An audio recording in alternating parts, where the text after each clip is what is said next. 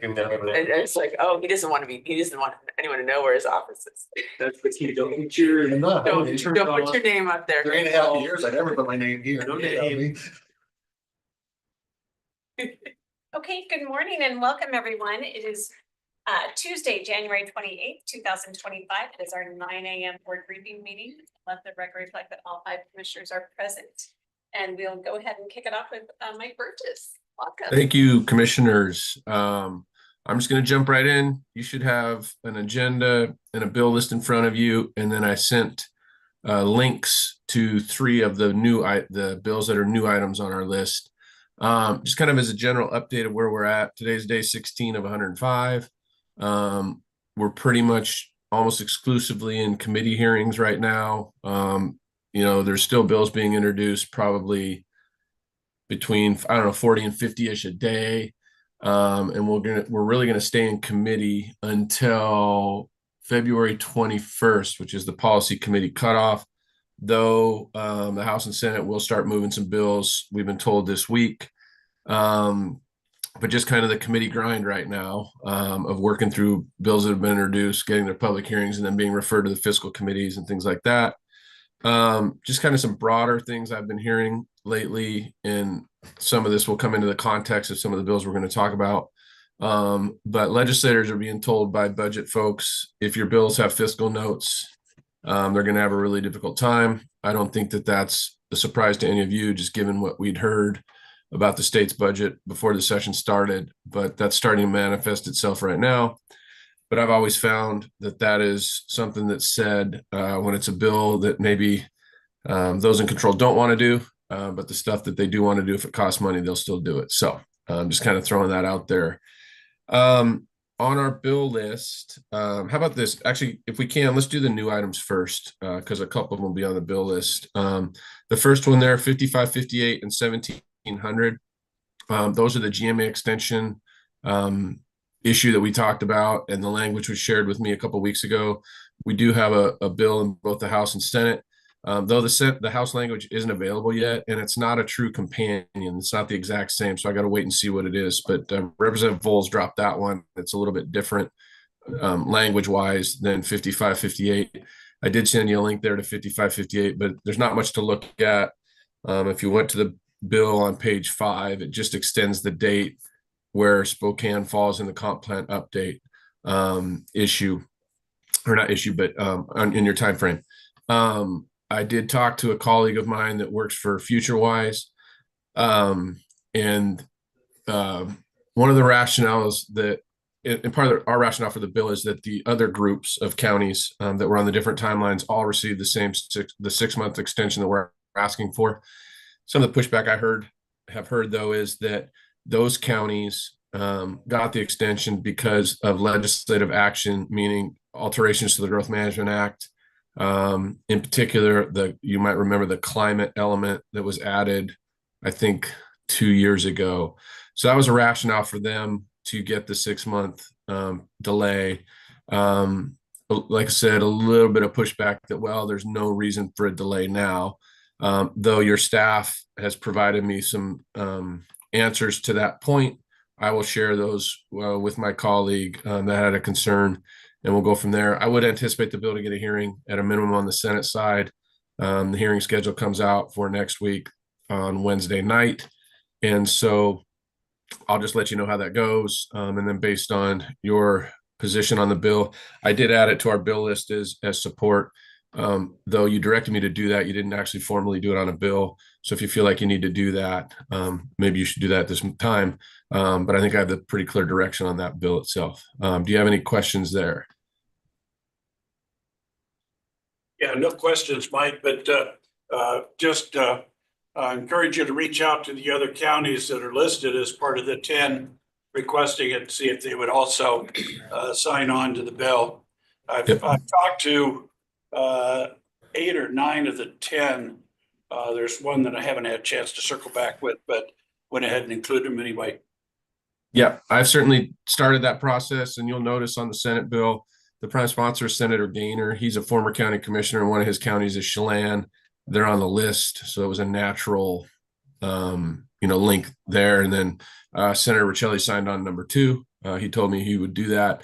And then there's other, I think Senator Gaynor talked to commissioners from, legislators from those other counties. But there's a pretty long list of sponsors. But yeah, we'll do that. So I'll go forward. Yes, sorry. Also, I talked to Senator Christian this weekend, and he said that he had actually started to put in a bill. So I think there was multiple bills that I think were being drafted. So you might. Yeah, he may. Well, in fairness to Senator Christian, he may not have known that I had talked to Gaynor, Senator Gaynor. Just I ran into Senator Gaynor. I took the opportunity and went with it. So, but that's yeah. You might want to just let him know, talk to him. I will. I'll do Yes. that. Thank you for the heads up. Sure. The next bill, 5404, is the Wasac priority and fits with your legislative priorities dealing with public defense. This is the bill to get at the lack of commitment the state has made to indigent defense. I don't know that we need to do a deep dive into the bill other than to say this is the venue or the vehicle to the effort to try to make the counties somewhat whole. You're not going to be entirely whole based on the bill, but it's realistic in terms of what can happen. There are some details in the bill there about there's further on you go. There's some reporting requirements on the county in terms of how the dollars are being spent and some non-supplant language. But I think those are all things that are going to be necessary for the bill to move forward. But no, in this budget time, I mean, this is about, I've heard different estimates between $350 million and $500 million. I know this is not a new issue to you, but was going to add it to your list of bills to support just based on your legislative agenda. If you have any comments or questions there, happy to try. Yeah, and Wasac last week at LSC, we talked about the bill, and we're probably not going to get everything we want, but it's a step in the right direction. And the sponsor of the bill and some others have indicated that, let's inch into it and move slowly. So it's movement, but it's not movement as far as we want. So Wasac is weighing in support of it. Yeah, and it's got a pretty, both on the House and Senate side, a pretty broad bipartisan sponsor list that was intriguing to me. The House bill number, it's the same bill, but I just gave you the Senate language.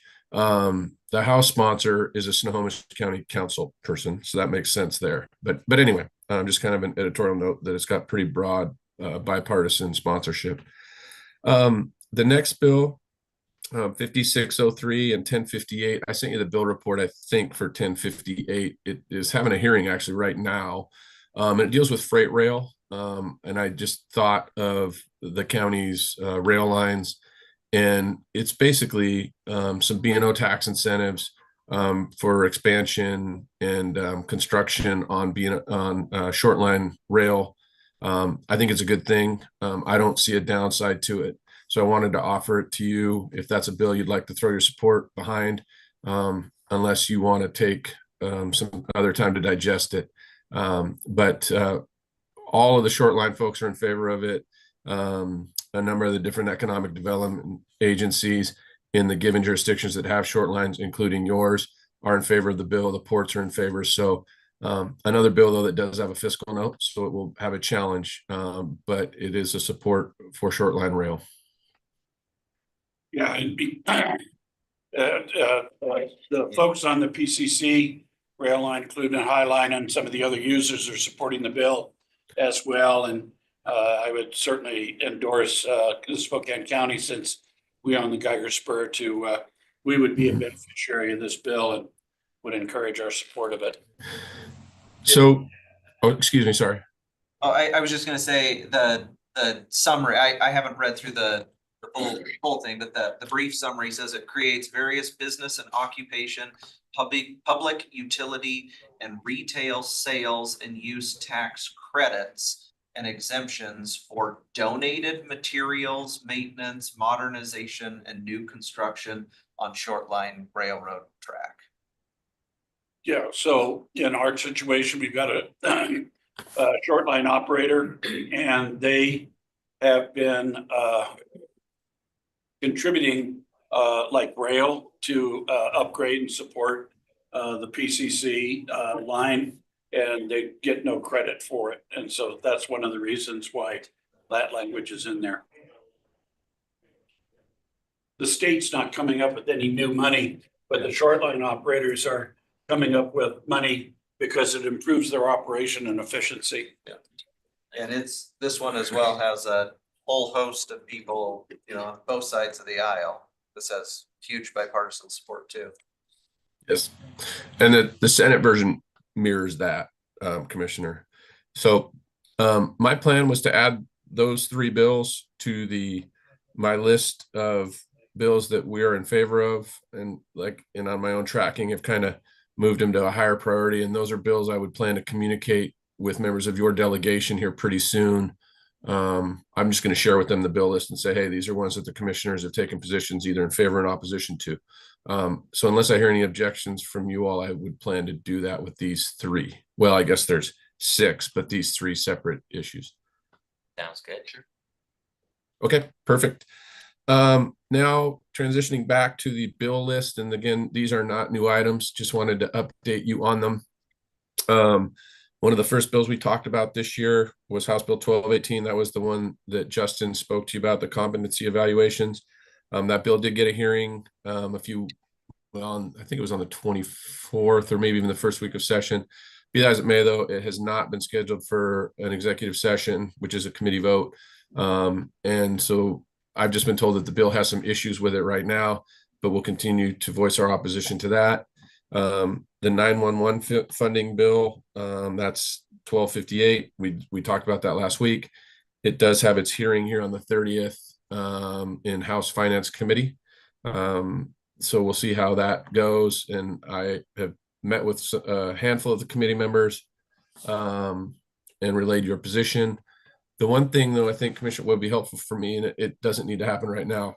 When you all talked about this last week, you mentioned that if there was more specificity on a distribution formula of the funds, that the bill could be more acceptable.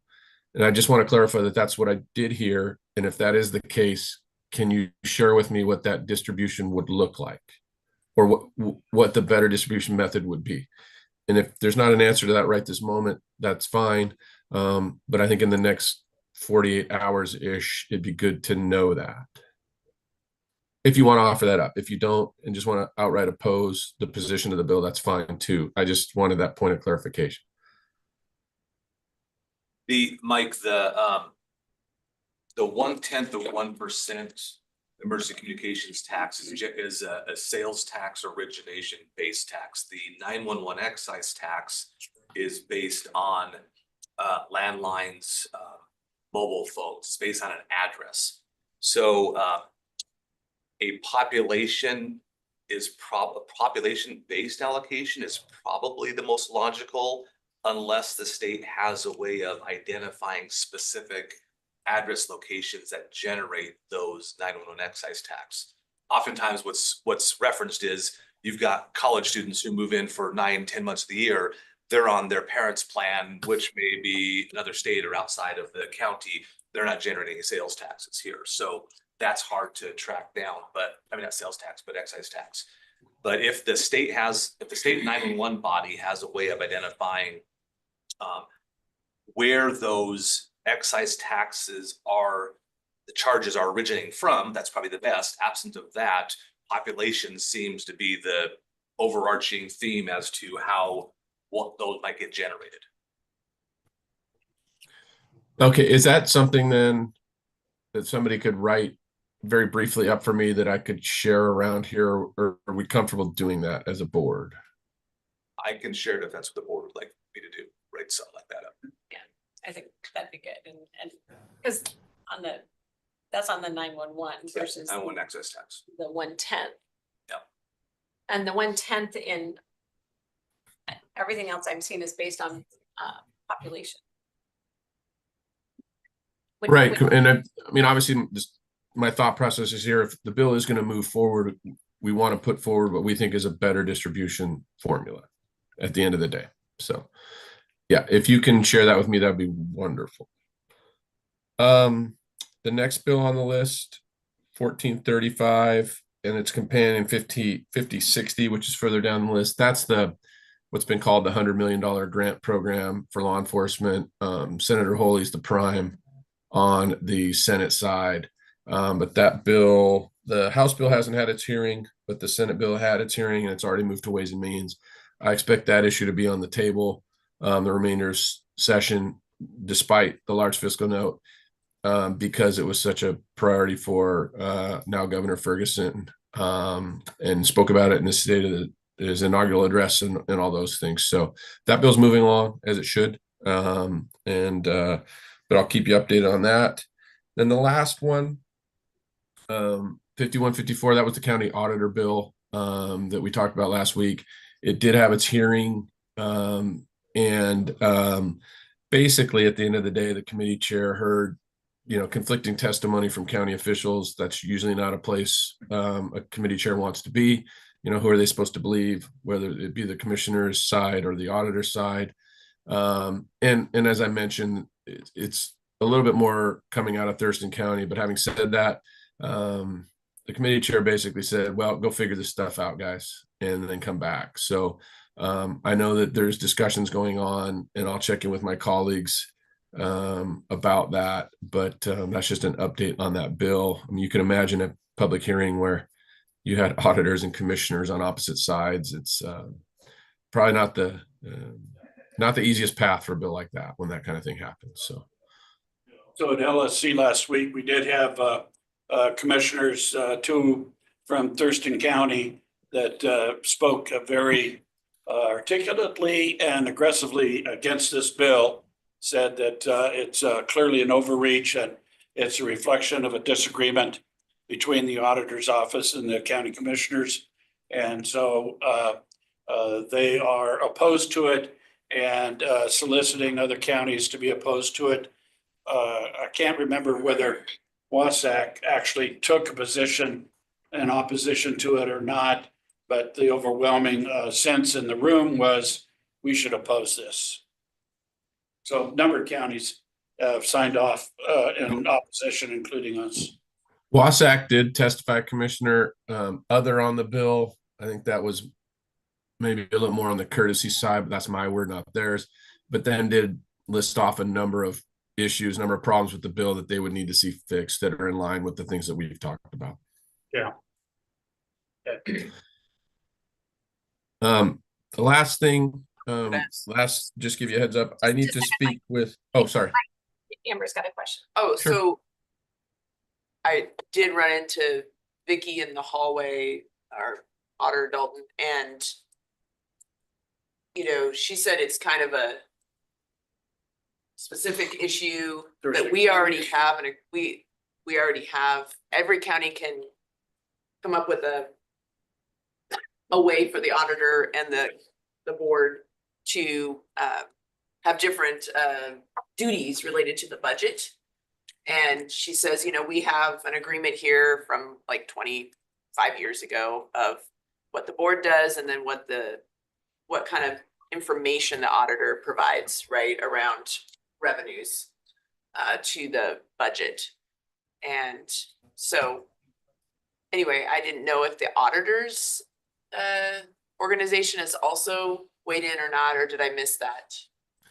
They did, Commissioner, but it wasn't, as I understand it, I don't want to speak for their association, but what I was told was it was not an auditor association priority bill, but the association does support the bill. And that's pretty normal when you have a member.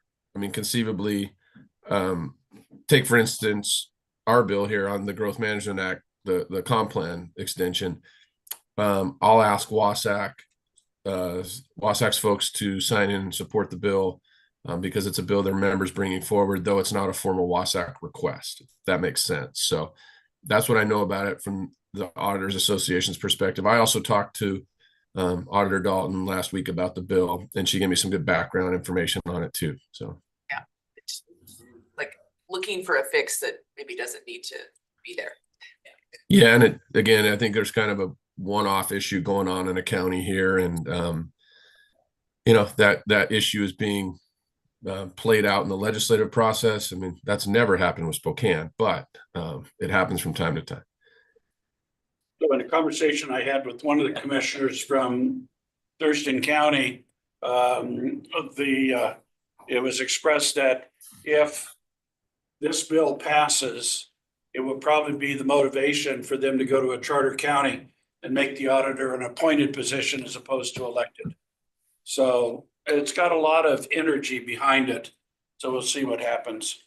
I think the last item, commissioners, I just want to give you a heads up that I have not connected with Mike Sparber.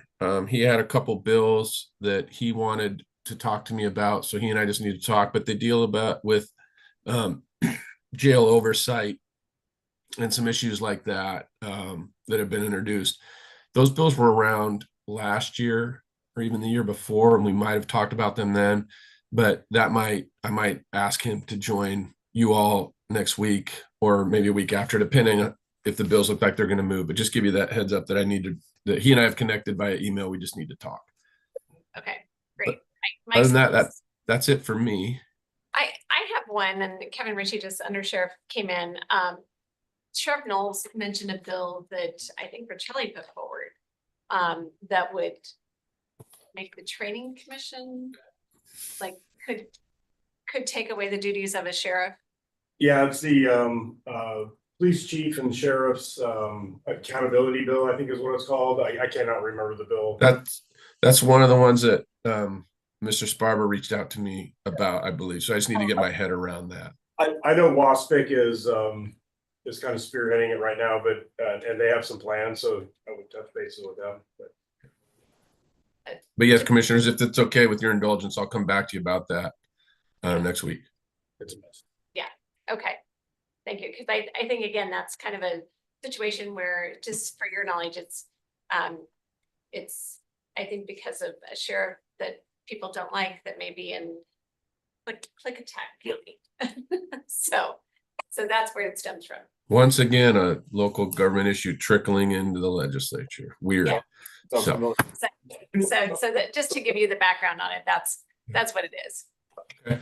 Unless you have anything else, as always, feel free to call or text anytime. Thank you. Oh. Jeff. We need to work on getting the capital budget, the request forms to the legislators who will actually submit them for us. Talked with Mike yesterday, Pat and I were talking about it. So before Christmas, when we did the legislative agenda, you guys had mentioned the SRSC expansion and Plants Ferry as kind of the top two priorities. Wanted to confirm before we invest in answering their 46 questions that these are still the top two priorities, and then which legislators we need to be reaching out to ask if they would actually put the request in on our behalf. Just by way of reminder, legislators always have two lists. The yes list, they say yes to everything unless they're philosophically opposed. And then they have their priority list that they actually give to the budget chairs.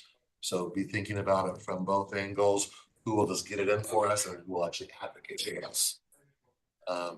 So are those two still the two we should be working on? As I recall, the first one on the Crisis Relief and Sobering Center, I thought we had talked to the commissioners about not putting in the capital budget, but Oh, that would be an opioid. yeah, making the state aware of our efforts, and if there's an interest and they have availability to spend some opioid dollars, they want to do it here locally, then we would gladly take some of those dollars, but not have it in the capital budget. I That think we might still dilute water have down. to do that same work product to give to the legislator to promote in that. Yeah, budget. and I think if I could too, Jeff, between you and I, let's strategize on that. But commissioners, it would be my hope that you all would reach out to a given legislator, kind of depending on your relationship with that legislator, as Jeff and I strategize on that. If we do need to essentially do the same process for the Sobering Center, I might suggest Representative or Senator Richelli would be a good person to approach in the district. It's within his. So, and Commissioner, for your education, I talked to him about this last week. And so the way it works is these legislators, you know, in their districts, they kind of divvy up which capital budget project they're going to sponsor. But yes, I mean, I'd like to coordinate that outreach. He had urged me to talk to his new House seatmate about that. So I want to close that loop. But I mean, you're right on to that. We just need to decide, you know, which one's going to be the primary sponsor of those requests. But they'll divvy them up. They want to make them. We just need to figure out which one's going to make which request. Oh, The Commissioner only French? other capital request that is the PFAS filtration. And I've got some additional information. I need to share that with the board in executive session, so we can circle back afterwards and I can bring you up to speed on that. So we'll work on gathering info for those three. They're due on February 21st. I would suggest we get them in well before that date, but that is the drop dead date. So we can start in the next week or so bringing you guys drafts. Yep. Jeff, if you and I can connect later today about who's doing what, that'd be wonderful. Will do. Okay. Thank you. Thank you all. Have a good day. Okay, you too. And can I do a quick federal piggyback? Yes, since You guys we've probably seen Trump administration this new has executive order. frozen, I just got that. frozen Which all one? grants. All grants. All grants are frozen. Heather says that's about 65 grants for us. Because you'll recall, it won't affect ARP or ERA, emergency rental assistance, because we actually received those funds. So we actually have that money in hand. So those won't be as normal. But roughly 65 other grants at this point, we're not gonna be able to be getting reimbursed. How long is that for? Heather, are you on by chance? She's usually listening if she's not in a meeting. She's receiving federal pause notices this morning. They're coming through. I think. Go ahead. I, according to the notes I got, I think you just have to identify how your program, is getting compliant with the president's executive orders and policies. Are there anything to add? I see Heather. We have not been alerted as to how long the pause is. So at this point, we've received notice from NGMA, we've received notice from GFOA, we've received notice from the Department of Justice that all federal funds are on hold. So we probably have to do a little more research, but it makes you wonder whether or not federal funds that we've currently been slated to receive and are currently spending on programs and seeking reimbursements, whether that creates a challenge for us as well. We're gonna have to look and see what programs we have underway right now. I'm thinking of our HUD dollars that come through George's team and other stuff too. That could directly impact those who are providing those programs and services today. And then we're relying on reimbursement from us, which we're relying on reimbursement from the federal government. Do we have a reserve fund to float stuff for a while? That's a positive. Cantwell's office has reached out. Heather's putting together a list of impacted grants for the senator, so she can, you know, advocate and make a case that it is something that's gonna be reaching us. Because I'm assuming that the grants we just received. CDBGR, like the DR funds would be in this pot. We don't know what that Yeah. impact will be yet. No, it sounded like it was, I mean, I just saw it on the news this morning, so it's gonna be a mess. Possibly, yes. Because I don't think it was very clear either, the executive order, my understanding, so there's some exceptions, but then they were talking about, you know, the trickle down effect of, you know, federal money goes into this program because it doesn't affect Social Security or Medicaid or Medicare and, you know, those, that it's, you know. I think it'll back off because you're gonna have every elected federal official bringing forward stories and challenges. So in the end, I don't think it will be the big gulp we're taking right now. But we shall see. Yeah, but I could certainly see like the most recent grants we just received. The DR is the one that concerns me the most, things we haven't even started drawing on or even got we haven't jumped through the hoops yet to officially. Right, or the tech hub. I mean, that could be another one that could it would just go away. So. I think Amber had her. Amber, you- Oh, I was just wondering, well, you probably can't answer it because it sounds like it was a unclear. And it just happened Order. last night. Is there a difference between grant and, I mean, what is grant? Is it a little g, capital G? I mean, there's a lot of things that, Most Seem federal like funds are grants. are they? Cause even, I think Technically. like CDBG, it's formulaic, you don't apply for it, but it's still a grant. You have your formulaic grants that you just receive based on population, whatever metric. And then the discretionary grants for But a competitive. congressional, so even a congressional, what's the The word? earmarks are actually, the earmarks are just guaranteed grants. Okay, Like Heather still has to jump through all the grant process. The earmark process just guarantees the outcome as long as you do all the paperwork and jump right, through the right, hoops. okay. I didn't know if there was a nuance there between congressionally directed spending versus, Not to my knowledge. It also impacts our Four Lakes. Or actually direct spending dollars too. Does it? Okay, cause does that affect the 500,000? Helicopter. Probably at this point, yeah. So I've not seen the executive order, so I'm operating a little bit out of line and stuff, but is there any suggestion that this is a reaction to the opposition with regard to ICE? And trying to get back to a level playing field, because I know that some communities have No. taken an action to not support that and others have supported it, so I don't know whether that's part of this. I think what the news was, I don't know what I heard on the news this morning was just that is in relation to him wanting to relook at how government is running. Okay. That's part of the Elon Musk. Doge, dog, Means whatever that- you call it. The quote I'm seeing reference or similar quotes is to align federal spending and actions with the will of the American people as expressed through President Trump's priorities.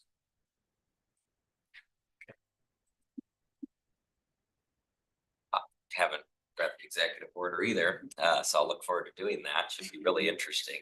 I was just wondering if we might somehow check in with NACO. I would imagine every county in the country is having a similar conversation. Seems, I would also wonder about the legality of such an action or congressionally approved expenditures that they could just be unilaterally cut off at will. So that's maybe an angle to explore Yes. as well. The AP is just reporting 18 minutes ago. Legal battle looms as Trump orders Okay, that well, funding. love to freeze. learn more about that. Yeah, so I mean, like I said, I think it just happened last night, so everybody is just starting to reel from it today. And yes, I'm sure NACO will be all over it. I expect NACO and or GFOA will be having a call next 24 to 48 hours. And we have our legislative, the first week of March, I'll be back in DC for the legislative meetings for NACO, so I will know a lot more.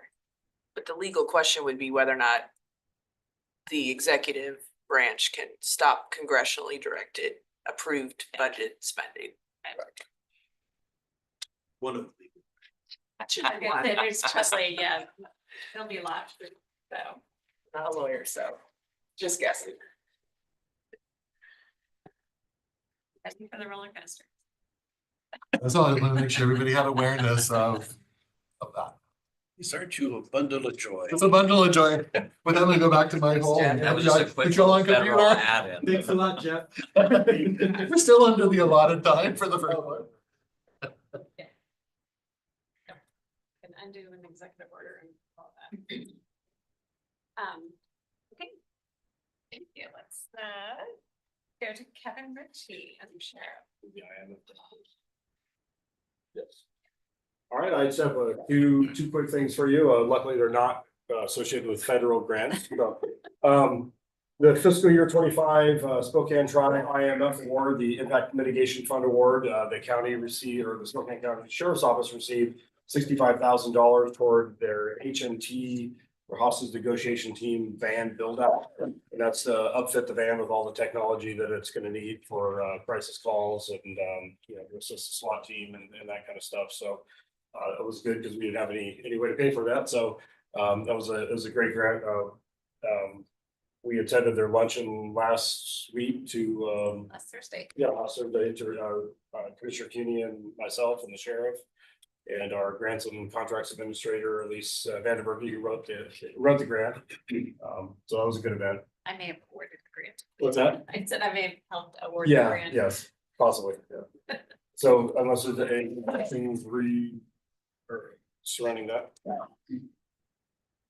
All right, and the next thing is a letter of support for I'm sure you're all aware of our behavioral health co-responder program that we've partnered with the city since 2017.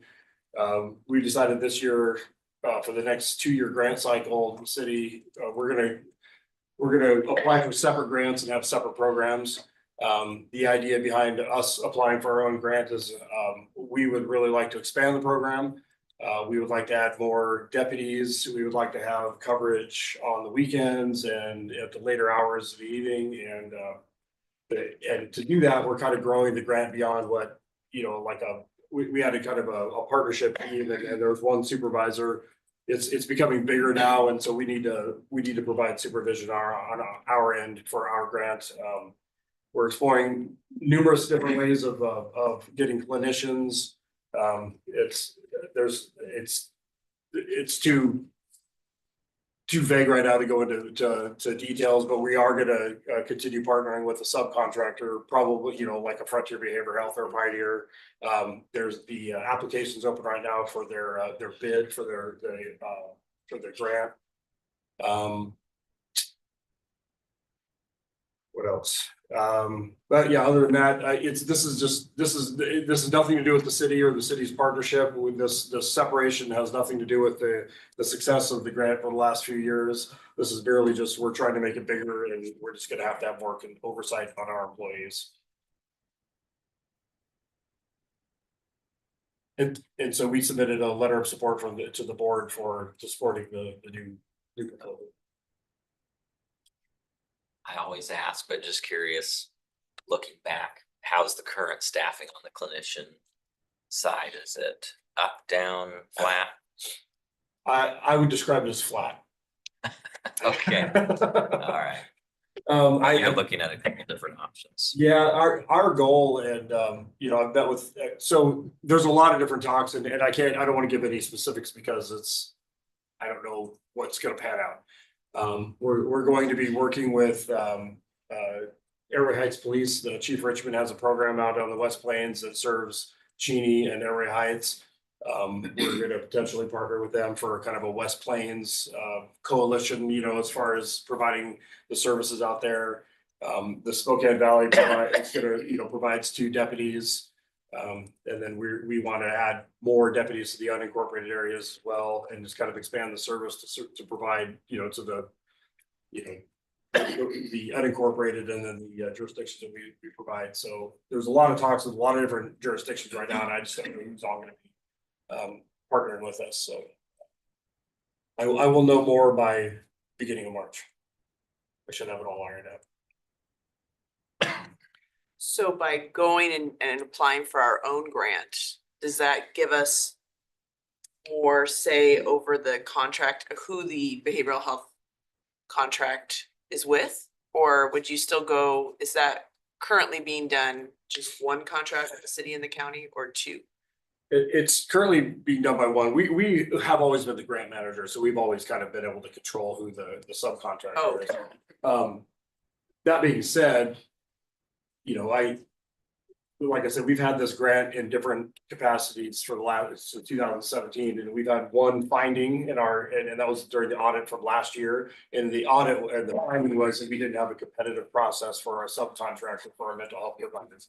So what we're doing right now is we're going through that competitive process. So I can't tell you who's going to win that proposal because I don't know. It's the sad thing is that those proposals are due about 2 days after our submission for this grant. So we won't know who the provider is until after we submit the application for the grant. That being said, I met with Justin Johnson today, and most or all of the community services that are offered through Frontier, who currently does it, we have access to no matter what, right? Because the county funds them partially.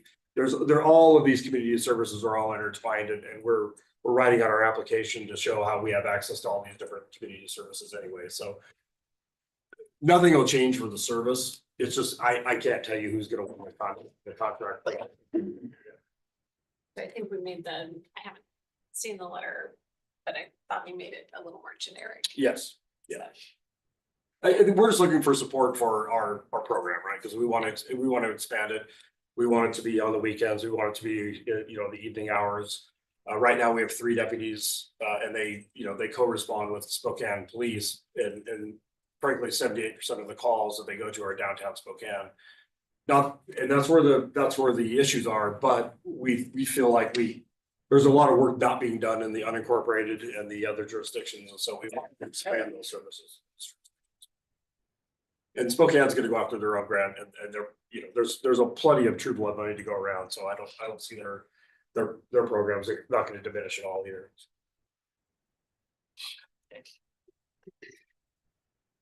Could you share the letter? Because I don't think it's in the packet.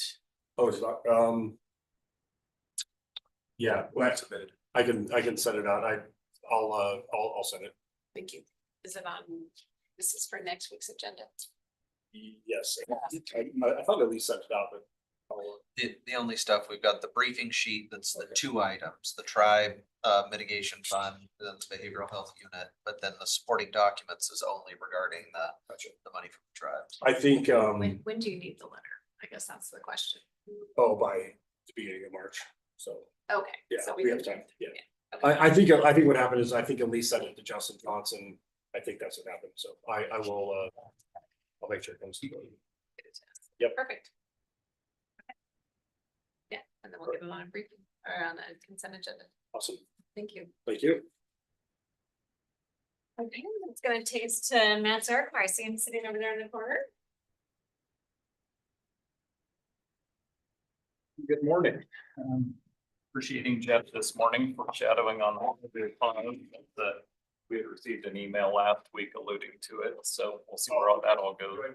Had plenty of discussion on it, but I think you all know, I mean, that's for our program on the capital side, that's kind of everything. That's even our state has a lot of pass through federal money, so we'll see where that all goes and plays out. We don't know anything yet to talk about meaningfully, but it's nice to have the good stuff on the funds. But that's all transportation as well. Oh, yeah, and if it's the earmarks, the federal money and the state pass through, it's a lot of stuff. So we'll see how that shakes out. Yeah.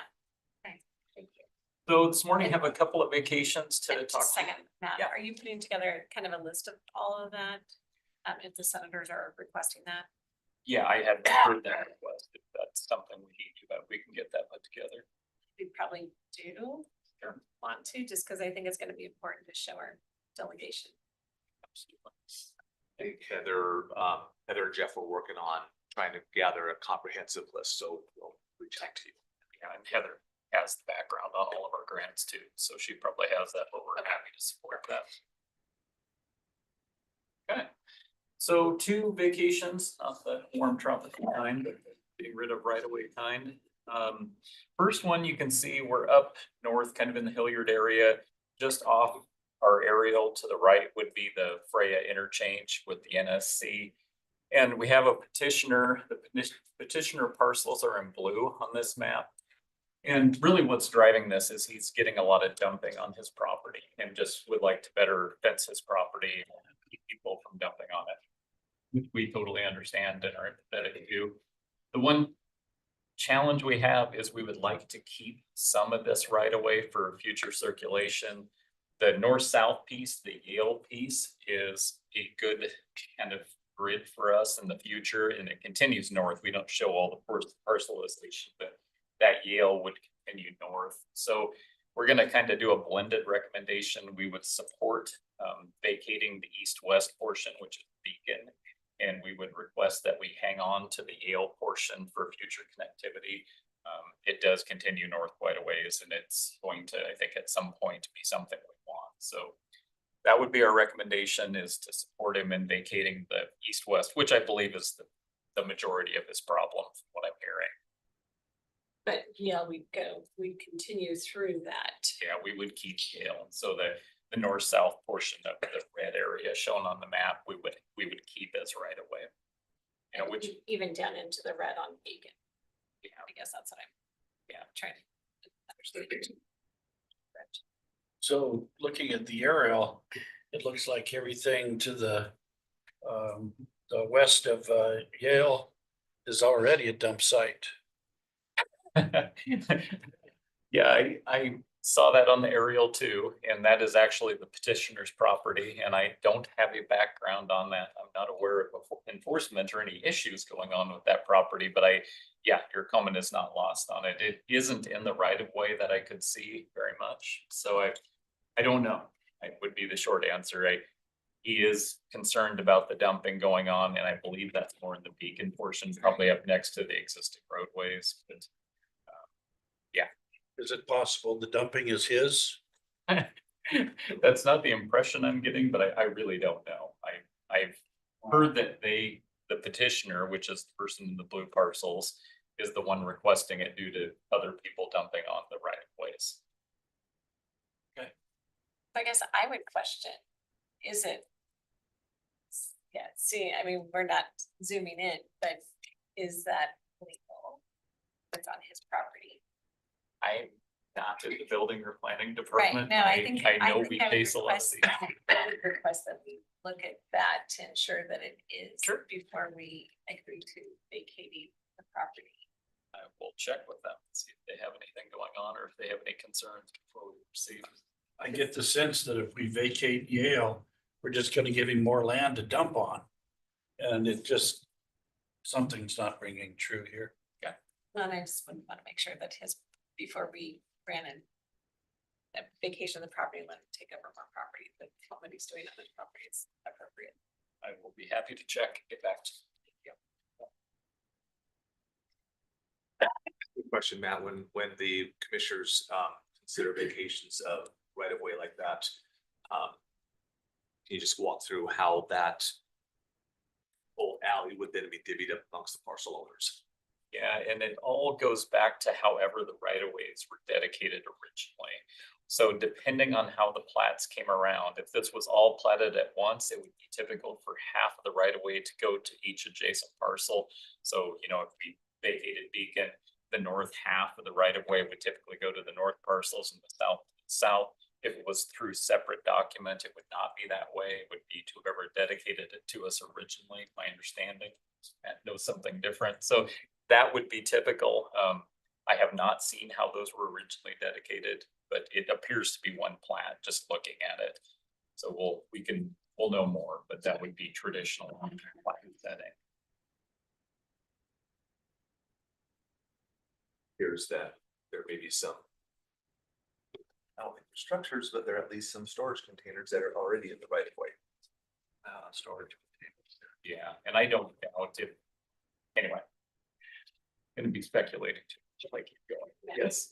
So do you have this for next week's consent agenda? Yeah, I mean, we have it in the process. We can put that on pause though. Okay, yeah, I'll talk to Gina about holding off on it till we can visit more and find out a little more. that'd be great. Yeah, it's just gonna get scheduled and then it's the 3-week hearing, so we have time. Yeah, I would delay that, so we know. More to come. Yeah. Okay. So that's the first one.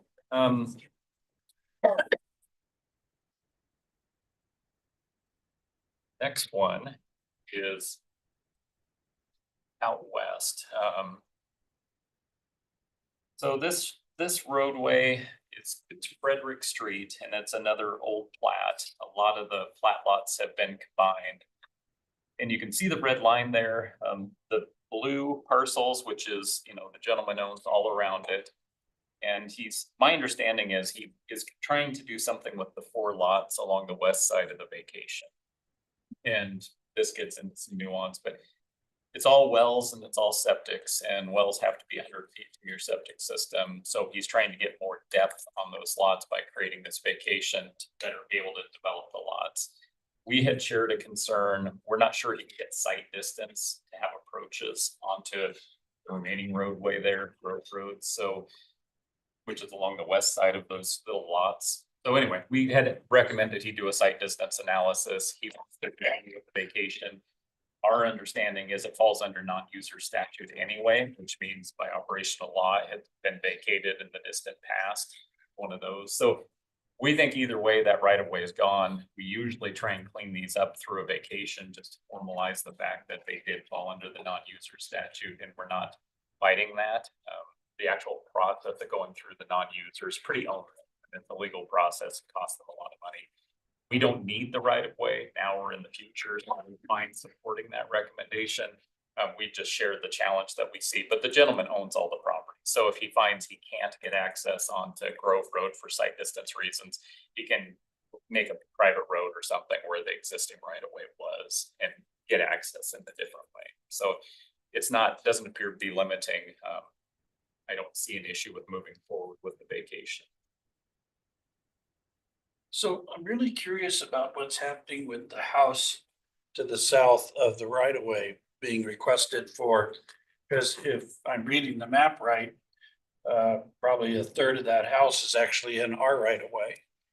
Yeah, I mean, it's always hard to know with our aerials. I trust them.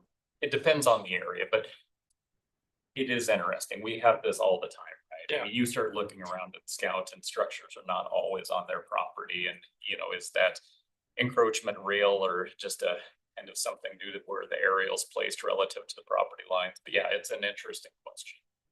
Because whether it's in a right of way or whether it's on the other neighbor's property, Yeah. it's a challenge. Yeah, it looks like he's got both of us nailed there with his house anyway. And through prescriptive rights, if you know what I mean, if they wanted to chase it, in all likelihood, they could get prescriptive rights on it. Okay. Any other questions on this one? Okay, I appreciate your time. And I'll get back to you on that other vacation and just, can we just email the board and share that, Scott? Yeah, I think that we. Okay. That's fine, unless we think there's gonna be. Yeah, and if you want another briefing or anything else, just let me know, but I'll do some fact finding, share that with you, let you know what I'm hearing. Okay, great. All right, thank you.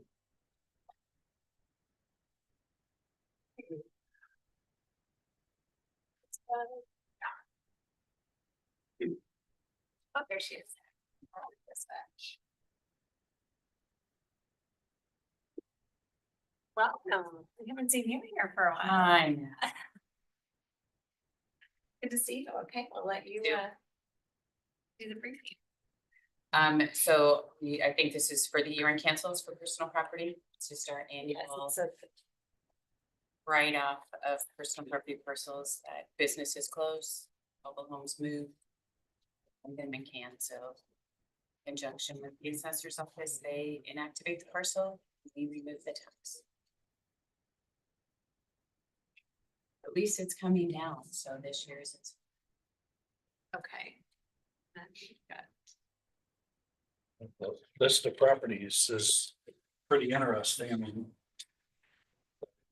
Paul Hamilton is still dead.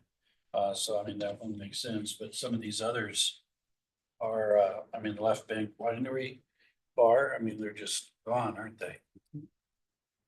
and we, have spent a lot of time trying to locate that. Yeah. Some of them we get a hold of and then they quit talking to us. And this is on the personal property side.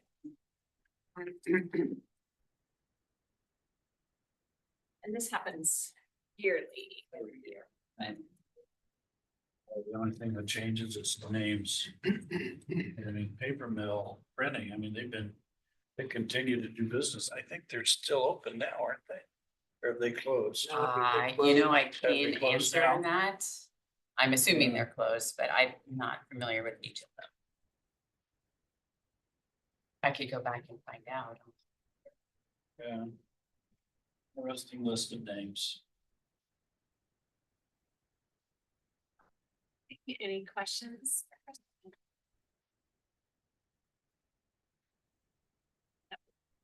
Yeah. Perfect. Easy briefing. See you next year. Yeah, exactly. Once a year. There you go.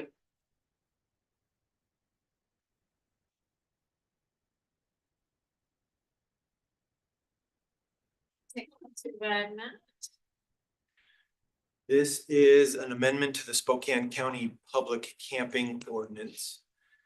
The U.S. Court of Appeals for the Ninth Circuit ruled that cities could not enforce anti-camping ordinances on property if there were not available shelter beds. This was Martin v. Boise. So the county put in their code, enforcement of this chapter shall be suspended any time that there is no space available in the homeless shelters located within Spokane County. Martin v. Boise was overturned in the U.S. Supreme Court in Grants Pass v. Johnson. And so this amendment syncs us up, gets us into compliance with that U.S. Supreme Court decision, striking that shelter space requirement. I put this for the board's consideration at Commissioner Kern's request. A public hearing is required, allowing public testimony as it's a proposed amendment to county code. Okay, and is ours gonna then mirror the valleys, cities Spokane Valley? Not word for word, but pretty close. Is the intent, because I'm just wanting to make it so it's kind of for law enforcement purposes. Yes, the valley already removed their shelter bed requirement, so this gets us in line with the valley. Okay.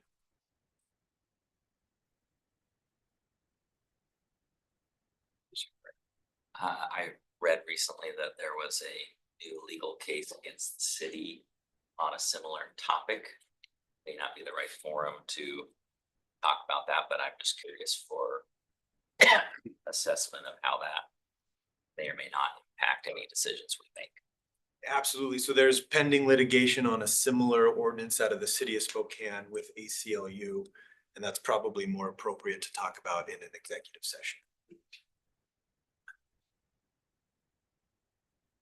So we can add that to the list today. It should be short, but Okay. So, yeah, I guess if we need to discuss that before we make it.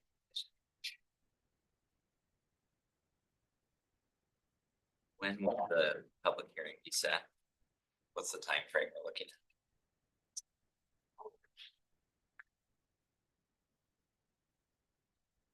that was left blank. But in theory, if we wanted to move forward, we vote next week to then set for public hearing. Would that be the typical process? I think, yeah, if the will of the board was to move this forward, it would be scheduled for public hearing. Okay. Not just to notice a public Yes, and then, then the hearing the fall. yeah, I know. To move it forward. But we have 3 head nods. I don't know if the other 2 in the middle there. Oh, I'm in favor of moving forward with it. But yes, let's have that executive session.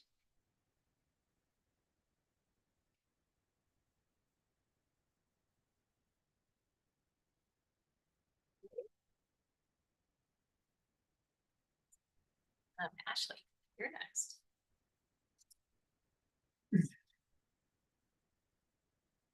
Good morning, commissioners. I'm here today to just kind of get an understanding of if there's any interest on a potential expansion of the county's sign-on bonus program, as we've had some departments reach out wanting to offer different types of bonuses than what we currently have in policy. So as a reminder, our current sign-on bonus policy allows for specific employee groups to be eligible for a cash sign-on bonus upon hire and then after a year of employment. The groups currently eligible are under policy are executive level employees and department head positions up to a $10,000 bonus. So it'd be $5,000 at hire on their first check and then $5,000 after the first year of full employment. Manager positions up to $7,000. And then for non-exempt positions, meaning anything that falls out of those 2 groups, we have allowed for detention services and sheriff's office, which you guys have approved over the past few years for use of various types of monies. We have a department currently asking to utilize a moving and relo option, which we don't have available in current policy. In the past, we've also had other units like the medical examiner's office request a reimbursement for tuition or certification pay. And so I'm coming to you today to find out if there is interest from the board to expand this bonus policy. If there is, my recommendation would be that we build upon this policy and create more of, instead of calling it a sign-on bonus, but a hiring option bonus policy or something like that, that we could then list the various options that in the event that there is a difficult to recruit position, and my recommendation would be exempt positions, meaning our attorneys or medical examiners, or maybe it's professional level positions could be eligible for some of the various components if we were to expand it. And again, my recommendation though would be that we would call out, just like our current policy does, that it would be used for difficult to recruit positions so that we don't have positions we're not having a hard time getting applicants in or filling, just using these willy-nilly, so to speak. The other recommendation I would have is that we continue to keep the same language that's within the policy for approval. So currently the approval goes through HR and CEO, or HR and sheriff, based on which department it falls in. And that's really more of an oversight, not because we've ever even denied one. It's really more to ensure that we don't end up in a discriminatory situation where you have a department that is unilaterally making decisions and we end up in some sort of discrimination suit that they've only been giving it to men under the age of 40, but not potentially women or people of color or things like that. So it's really more from a compliance perspective, that we've had this language in the past where it goes through proper approval channels. And I'm sorry, budget is also included. So it would be the Senior Director of Finance and Admin, Scott, and then the Senior Director of HR who are currently reviewing these. So my recommendation would be that we don't blow that part out of the water, that we would leave that language consistent. But I guess I'm curious to find out if there's a willingness from the board for us to move forward at adding in additional options like moving and relocation, tuition reimbursement, things like that.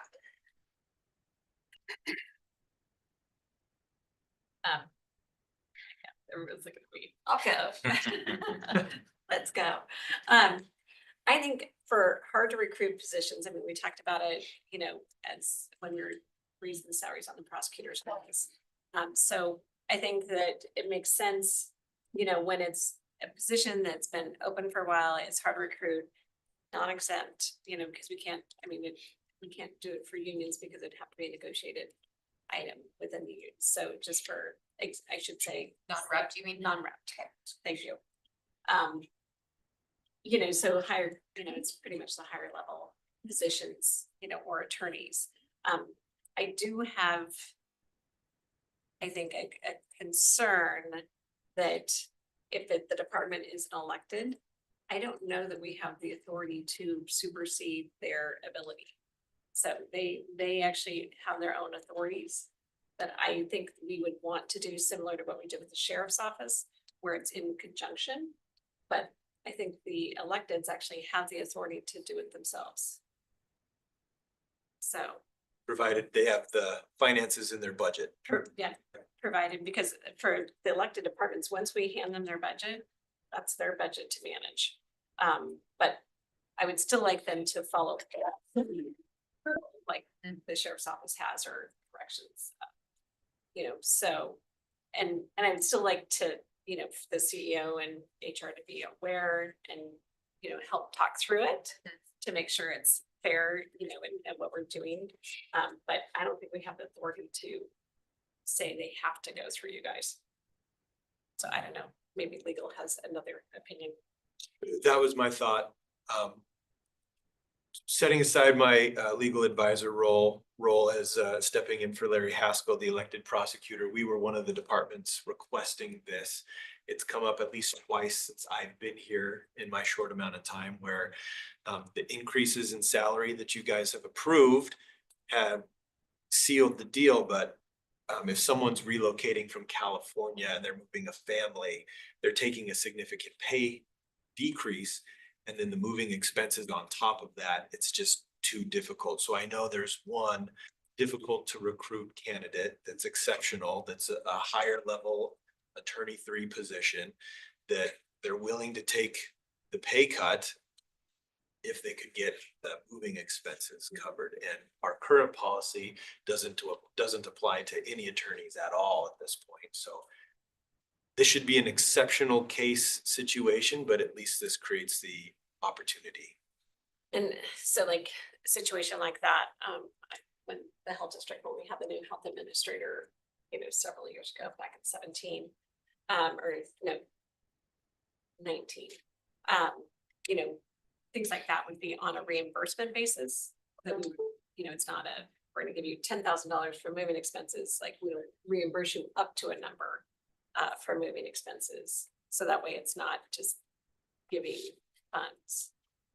Just in a case like that, I mean, I don't know how it's, we could do that. It brings in more of a difficulty to administer on a shoestring staff already. So that would be the one thing is qualifying what exactly is covered. And I've done this in my past life, I actually managed our full reload program for Potlatch. So you can definitely get to that level, but then we need to have in policy what expenses qualify, what don't, who's approving it, how are we reimbursing it, when are we reimbursing it? So we could definitely get to that level, but that will require staff time audit.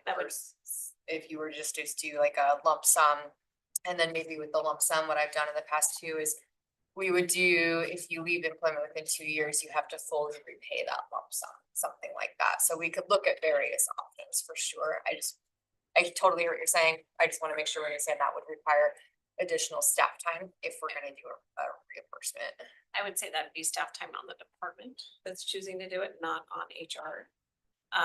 And I think too, that it would be,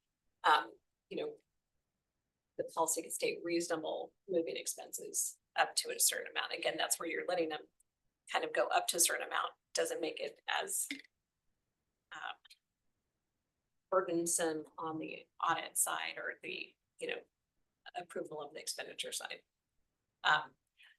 The other thing I think when Scott and I were talking about this is a potential is kind of what the sheriff's department came in and talked about too. So I mean, that's what I wanted to bring up is, some people that if you're getting, basically a lateral, someone who's got a lot of experience and they're coming over and then those higher level positions, to get them here, is it the moving expenses or is it getting them to bank some time off, as they come in? So, I mean, I think that'd be part of the flexibility that I would like to see. And again, just for those hard to fill positions when, just to give you guys that ability and the department's that ability. So I don't know what that would look like, but, similar to what we did with the sheriff's office, but I'm not sure. I think the hard thing with that and I hear what you're saying, it's just, we have to remember we are still one employer. So it's ensuring if we're doing that we are equitably offering it across all departments, including elected officials. So an elected official controls the scope of work within their office, but technically we still operate under one employer ID, which is Spokane County. So if I had to guess why this was written the way it was so long ago, is from an EEO perspective, which could be changing too with all the things happening right now, right? But from an EEO perspective, it was to ensure that as one employer, we are consistently administering our policies. So if we go that route, I guess I would just say my recommendation would still be to have some sort of checks and balances in place, that you don't have one elected official or one department offering completely separate from what a different elected official would be offering. And as the employer, we start to potentially discriminate in or offering a certain group a higher benefit that we're not intending to, but the numbers could start to skew in that direction.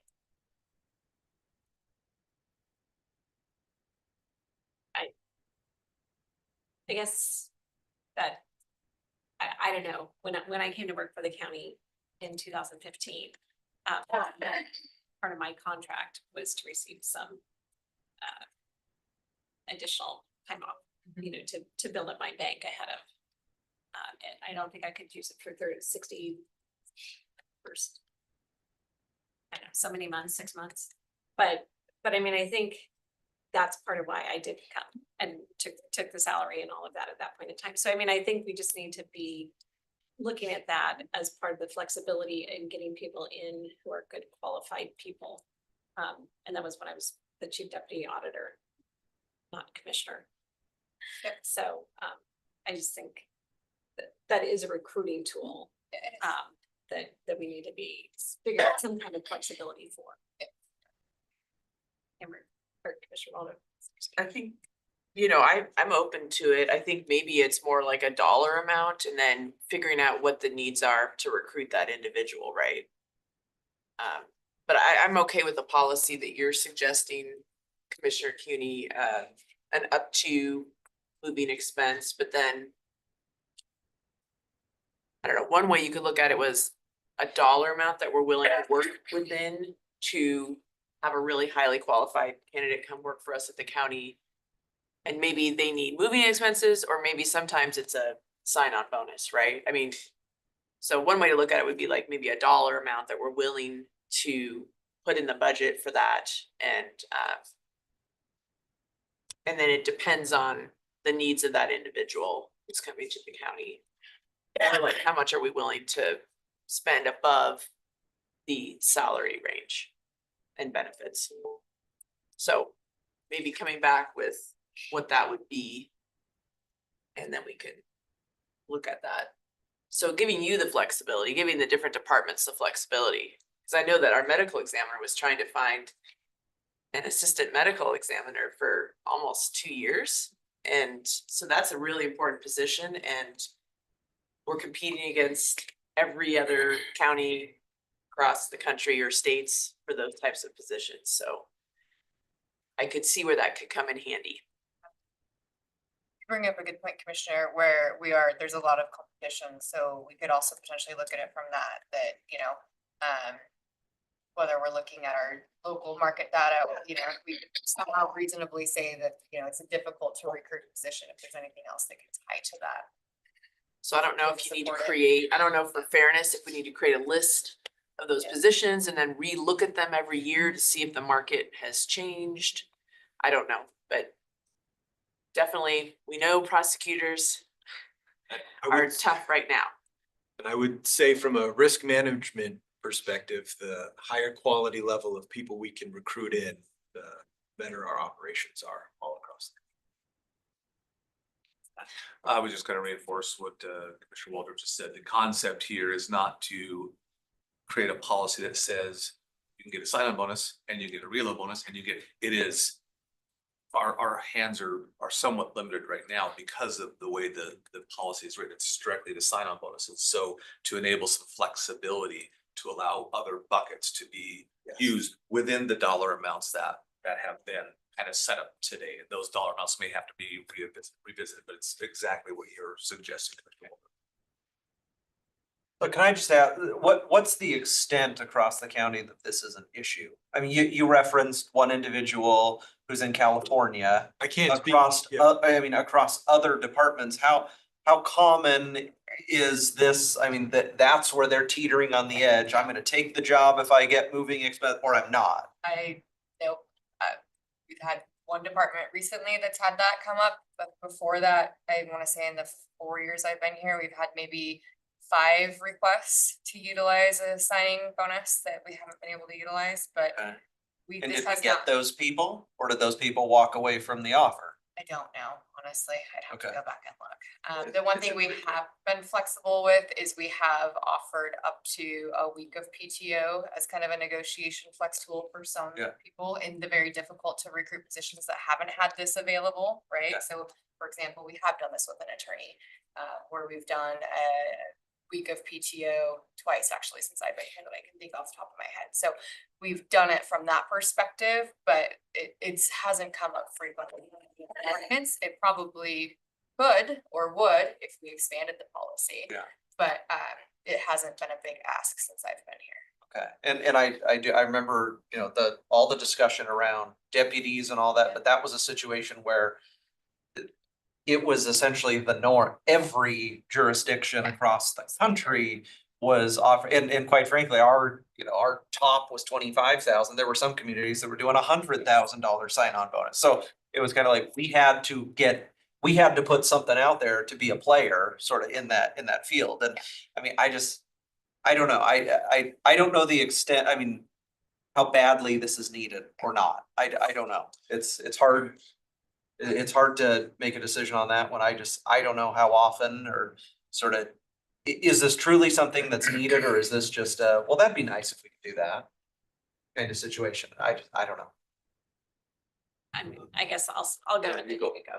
I mean, I just think we need to give the flexibility to have the ability to do it based on individual situations. I mean, I think that's what it really is. We don't want it to be, this is what's the norm to be done every time. Yeah. Cause you don't know. But excuse me.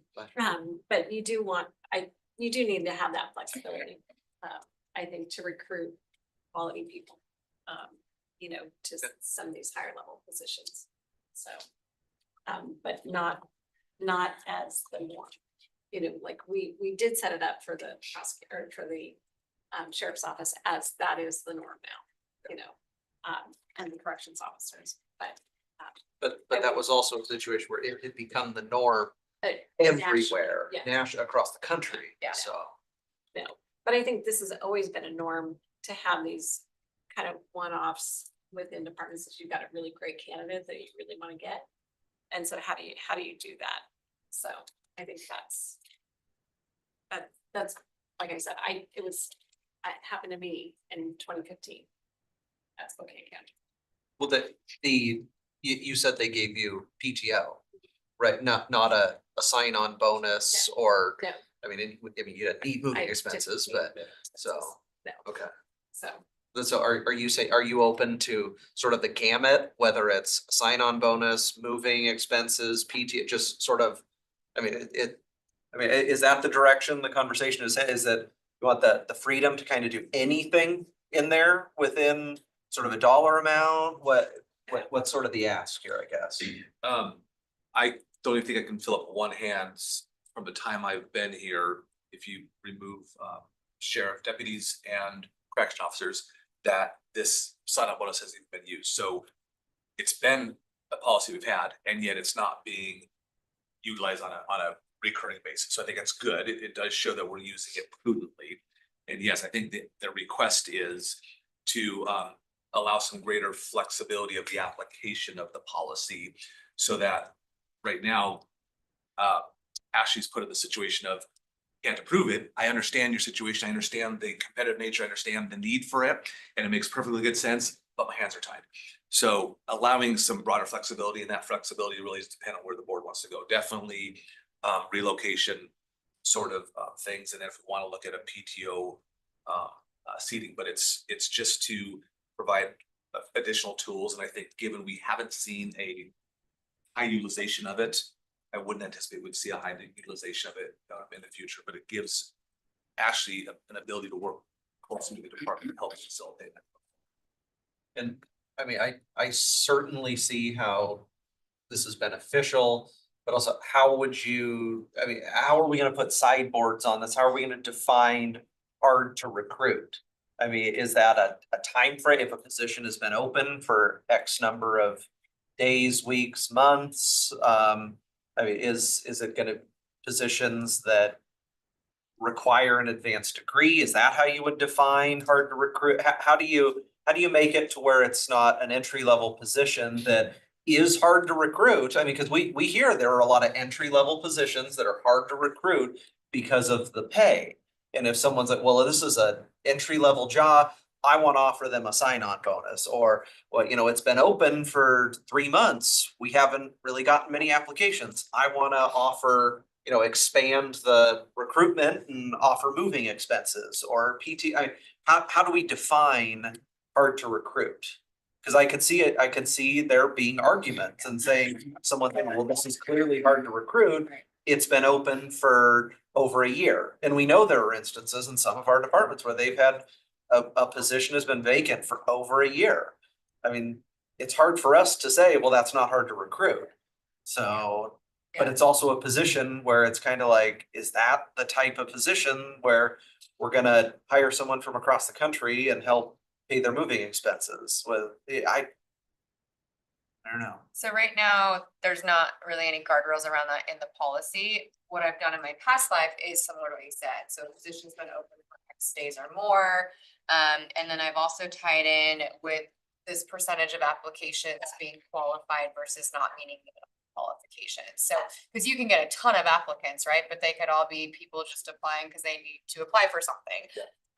So we've looked at the percentage of actual qualified applicants that have come through for that specific position and put a mark on that. So less than 30% have been actually qualified, or, so we could look at something like that, and I'd be happy to go look at some of just industry best practices and numbers right now and bring that back as part of the recommendation.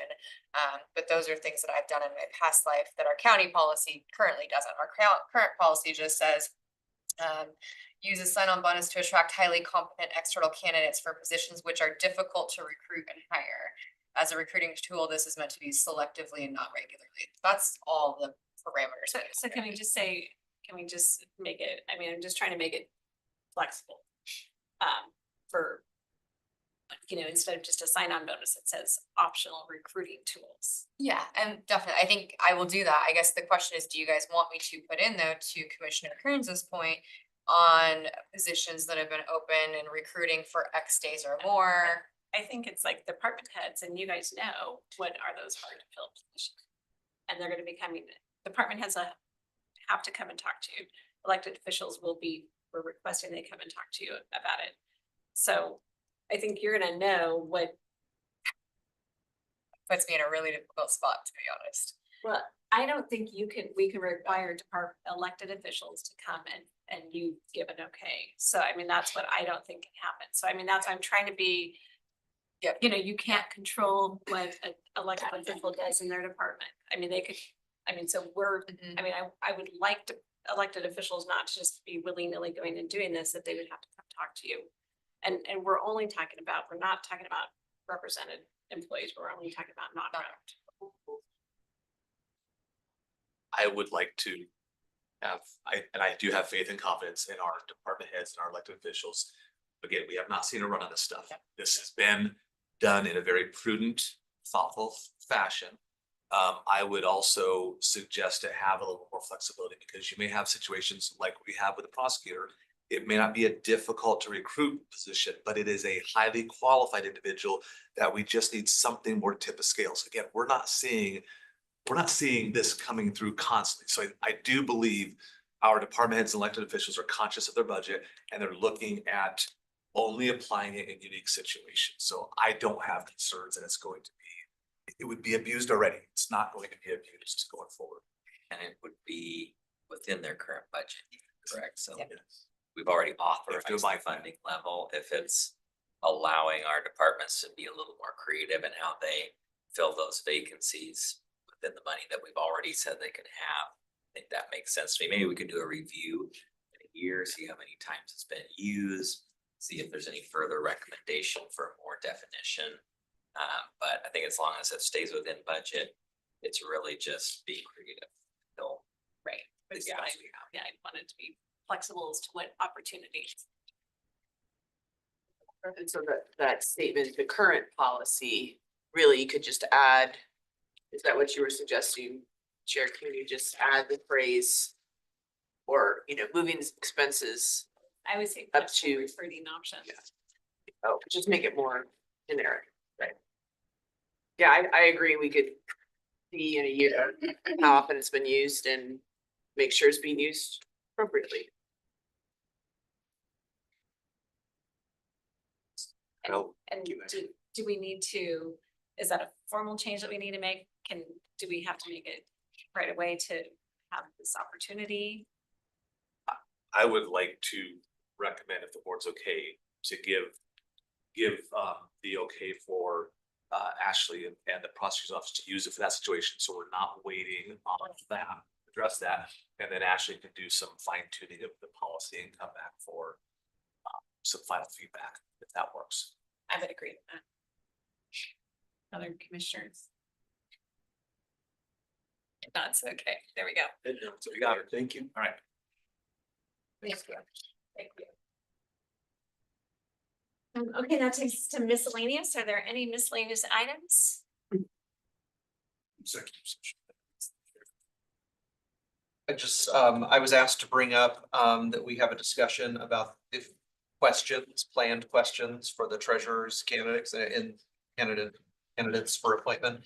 So in the past, because the interviews that we have with them are open to the public, we just send them the questions ahead of time, because if we don't, then the first person that does the questions, the other two, I mean, there's nothing preventing us. I mean, there's nothing preventing them from sitting in the audience, hearing all the questions, and then they know the questions once it's their turn. So I know in the past, we've just sent the questions ahead of time, just saying, hey, these are the questions we're gonna ask. There could be follow-ups, but these are the sort of generic basic questions. So if we wanted to come up with a few, I know Gina had sent some that were asked to commissioner candidates, not all relevant to a treasurer's candidate, but just, do we want to send out some generic ones ahead of time, just so they know to be prepared for maybe 5 questions or something at least? So Ashley, do you want to? I would definitely recommend way less than the 20 that are on that. 1 hour and a half interviews. It was a different time. Yeah, I was looking at them going, holy cow. So 40. yes, thank you. I did it. Yeah, I would recommend I similar did to too, what a you few guys years did. ago. Yeah, similar to what you've done for like public defender and counsel for defense. And so I would say probably 5. 1 main question from each of you, outside of the, kind of summarize your experience. So I'm happy to help gather and put those together, but the 20 was way more than I would have recommended. For your consideration, what would happen if we actually submitted 10 or 15 questions, had them prepare for all of them, and then just ask 5? And then that way they would all have exposure to the same questions, but we could adjust to each one of the, because there are very different characteristics and qualifications between the 5 applicants or the 3 applicants. We typically been the same questions asked, otherwise you start to get into potential legal. But again, this isn't a job. This is an appointed to an elected position. I wouldn't think we would run into sort of labor issues. Technically, we don't have to provide them any questions. Yeah. Yeah. That's an interesting side of it. So I know when I did an appointment back in 16, I mean, I got some questions that were very specific to me and my background that the other 2 didn't get. So What I might recommend, which would also be helpful, is maybe you give them all 15 or 10 questions, have them respond in writing to all of those. And then you could, because then you're still gonna get those answers regardless, but then you could publicly drill into them. That gets you all of, like, it gets you consistency. yeah, I mean, But I would agree at this point though, I mean, we're less than a week out. Yeah, we're less than a week out. I can look into this after this meeting, but I would agree, it's not an equal employee position, it's not technically even an employee, they're an elected official. So I think you're probably okay, but I would wanna actually go look before I say for certain.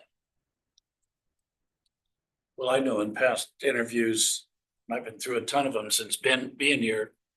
We've always had the flexibility to adjust the questions to the candidate, because each candidate has very specific qualifications and or areas of concern and question.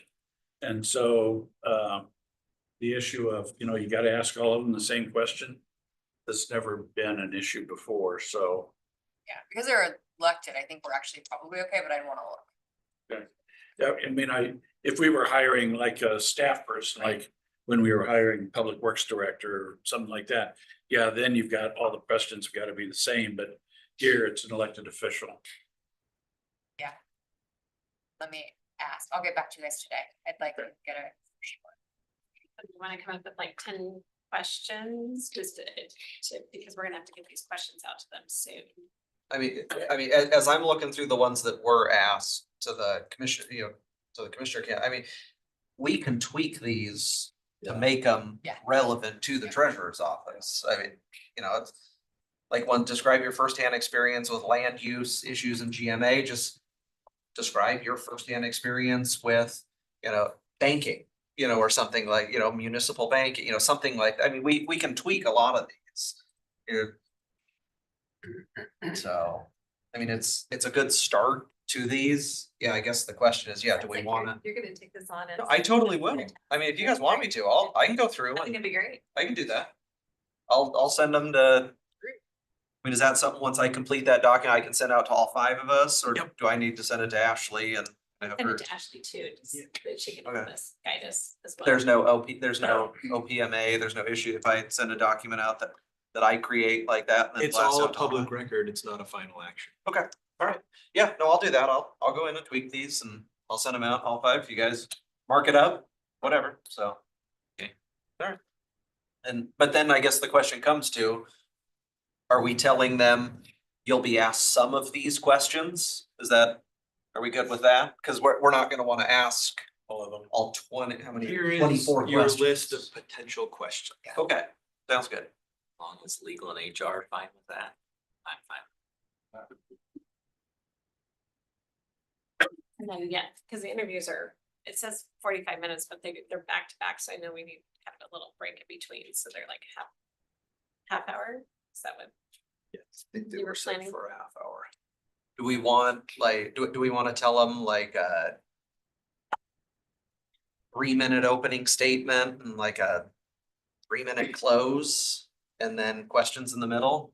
So I mean, that's, 6 minutes kind of eaten up by an opening and a closing, and then we're gonna have, roughly 24 to 25 minutes in the middle to. I would need to make sure that I'm cutting everybody off to give them the 3 minutes. I would say I give them an opening Okay, and then a 1-minute close. okay, it's just, I mean, I mean, it's up to them how they wanna use their time, but for our benefit, like, I don't want someone to spend 15 minutes giving biographical stuff that they're very comfortable with to avoid getting to our series of questions that we Yeah. wanna know, kind of thing, but. So maybe just say, a few minutes, and just. I don't know, I'm something, up to 3 minutes I think that's good, and then kind of a 1-minute opening statement. sounds good. And that can set them on a timer and we can have the timer up there and then I'd probably have the timer running. So that way I know where we're at to know that I've got to cut it off to. Cue the music. That's right. They How can't does it allot, go? they can't allot their time to someone else. I cannot. Sorry. Mr. Brent. So in a couple interviews been involved in, we close with, are there any questions the candidate would ask the board? And I don't know whether we want to take time in doing that here or not. But I just throw it out for the consideration of the group.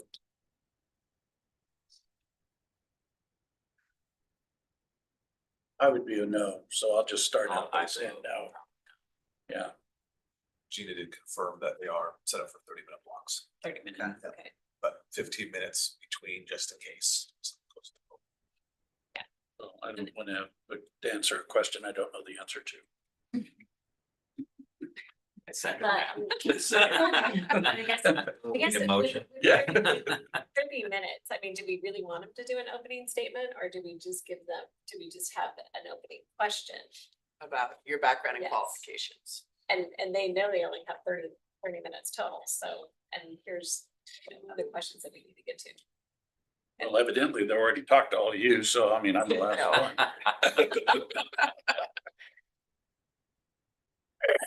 I mean, maybe we do that, just one of the questions that's an opening question.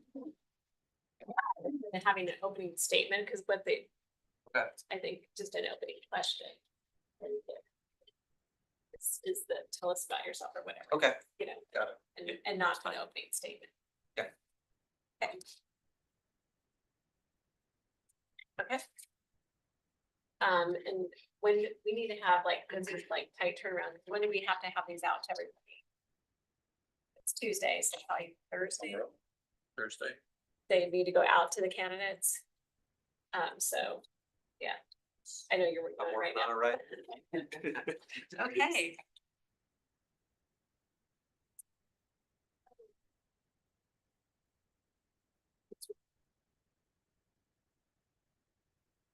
Okay, a second, because how many executive sessions do we have? 3 from me, and I think Al has one. Okay, so Mr. French, do you? Mine's a short one. It's pending a potential litigation and no more than 10 minutes. Any action No action. and who's in it? What's that? Who's in it? Oh, all of the executive management team is fine. So Scott, Matt, town commissioners, and our executive management team is fine. They don't have to be here, but in case they want to be, because some of the other issues, that's fine. Okay. Thank you, Commissioner. The 3 are all under RCW 42301101I pending potential litigation. First one is involving Initiative 2066 Natural Gas Energy Code. No action, 10 minutes. Level of the board. Scott Simmons, building director, building official Neil Jordan, and attorney Jasper Coulter. Jordan Neal. Jordan, did I say Jasper Neil? No. Neil Jordan Neal. The second one is involving apportionment of sales tax revenue. The same, the board, Scott Simmons, DPA Devin Kurta, DPA Wes Zickow, and budget manager Vic Morris. The third one is the public camping and just the board, 5 minutes, no action. I'll be there for all. Okay. Please include me. Actually. You will be. Okay, so we're gonna go into executive session for a total of approximately 35 minutes in those increments, and so we will be adding people. Jeff, are you able to come back over? Or you're just gonna be on Zoom? Okay, not have a Zoom. Jeff? He'll come over. Okay. He just. Okay, great. So we will not have anybody on Zoom. We will just have everybody in the conference room so we can usher people in and out of the conference room for the appropriate times. We will start with Commissioner French's item. And then go with the 3 of Matt's. So thank you all very much. It is 10:40. We will go into executive session for approximately 35 minutes and we'll see everybody back at our 2 o'clock meeting. Thank you.